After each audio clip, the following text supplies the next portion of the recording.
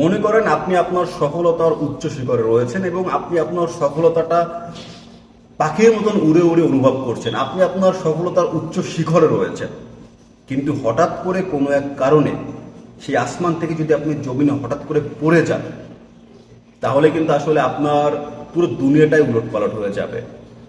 বলতে পারি আপনার সেই পতন থেকে উত্থানটা খুব একটা সহজ হবে না। আপনার বলতে গেলে ওই পতনটা হতে পারে আপনার জীবনের শেষ, বা আপনার সফলতার যে একটা অধ্যায় ছিল সেই অধ্যায়ের পরিসমাপ্তি। কিন্তু ওই পতন থেকে যদি কোনো ব্যক্তির উত্থান ঘটে, বা কোনো ব্যক্তি যদি তার উত্থানটা ঘটাতে পারে, তাহলে তার সেই উত্থানটা হয় হিস্টোরিক্যাল, এবং তার ওই উত্থানটা ইতিহাসের পাতায় লেখা থাকে।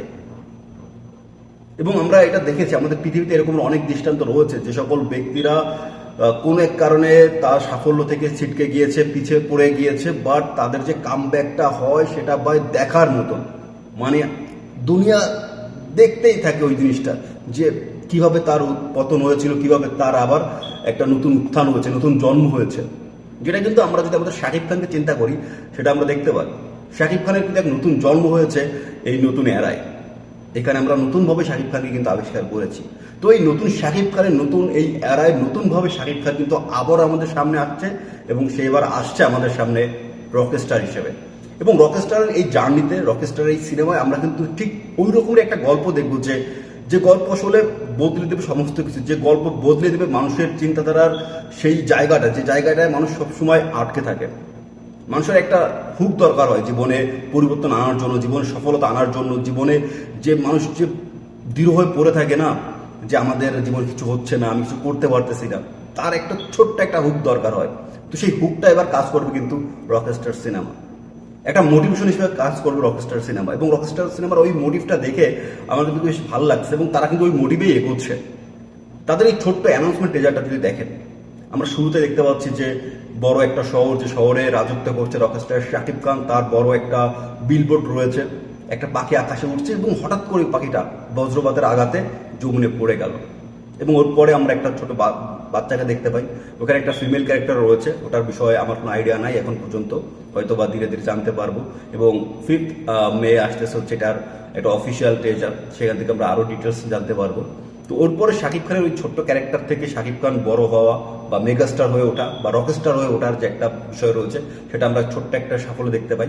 ওইখানে ধীরে ধীরে ওই জিনিস সমস্ত না দেখালে হলেও এটা বোঝানো হয় যে শাকিব খান তার যে সফলতার উচ্চ শিখরে রয়েছে সেটা কিন্তু বোঝা যায়। কারণ বিশাল এক আয়োজনে শাকিব খান আসলে গিটার বাজাচ্ছে, এবং মহাশূন্য সে ভাসছে তার সফলতার উচ্চ শিখরে, এরকম একটা বিষয় সেখানে রয়েছে। এবং সেখান থেকে কিন্তু হঠাৎ করে সে ধপাস করে পড়ে যায়, এবং একটা গাড়ির উপর সে পড়ে। এবং ওইখানে হয়তো বা সবার মনে হতে পারে যে শাকিব খানের সফলতা শেষ, বা শাকিব খান ওখানে শেষ হয়ে যাচ্ছে, এরকম কিছু একটা। বাট যদি একটু লক্ষ্য করেন, দেখবেন যে সে অত উপর থেকে পড়ার পরও তার গিটার বাজছে, তার মুখ থেকে সিগারেটের ধোঁয়া উঠছে। অর্থাৎ তার মধ্যে সেই চেতনাটা রয়েছে। সে হার না মানার একটা চেতনা থাকে না মানুষের মাঝে, সে হার না মানার চেতনাটা তার মধ্যে রয়েছে, এবং সে কিন্তু স্টিল তার সুরটা তার গিটারে তুলছে, স্টিল সে তার সোয়াগে সিগারেট টানছে। তো ওই যে একটা আক্ষেপ, আমি পড়ে গিয়েছি ঠিক আছে, কিন্তু আমার যে উঠতে হবে, ওই যে চিন্তাধারা, ওই যে মেন্টালিটি, এই মেন্টালিটিটা কিন্তু আসলে এই ট্রেজারে প্রকাশ পেয়েছে। এবং এই থাপটা যদি বহাল থাকে, এই গল্পটা একটা আলাদা রকমের গল্প হবে আমাদের ইন্ডাস্ট্রির জন্য, এবং গল্পটা হবে সময় বদলের গল্প।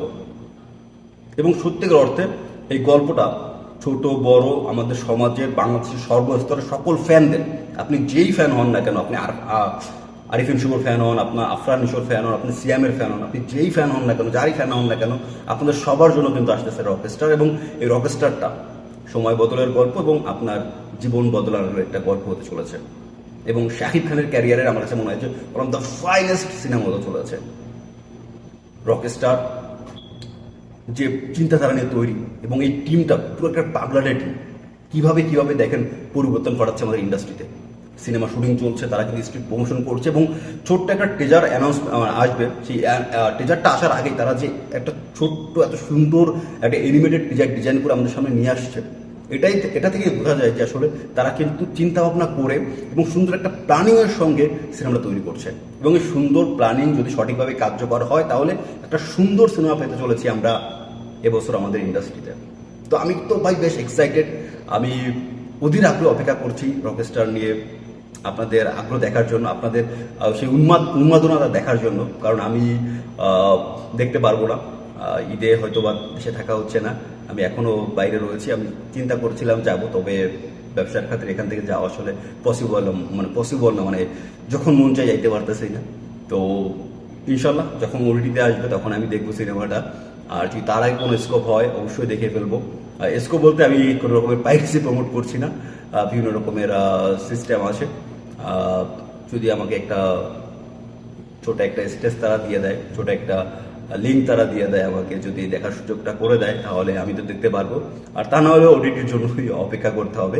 তবে আপনারা এনজয় করতে পারবেন রকস্টার, এবং আপনারা, আমার কাছে মনে হয় যে একটা সুন্দর সাবলীল এবং এমন একটা সিনেমা পেতে চলেছেন যেটা এর আগে কখনো আমাদের ইন্ডাস্ট্রিতে হয়নি।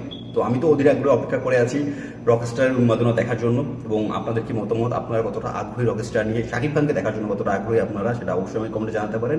আর ওভারঅল ভিডিওটি ভালো লাগলে like, comment, share and stew with film stocks. ধন্যবাদ সবাইকে।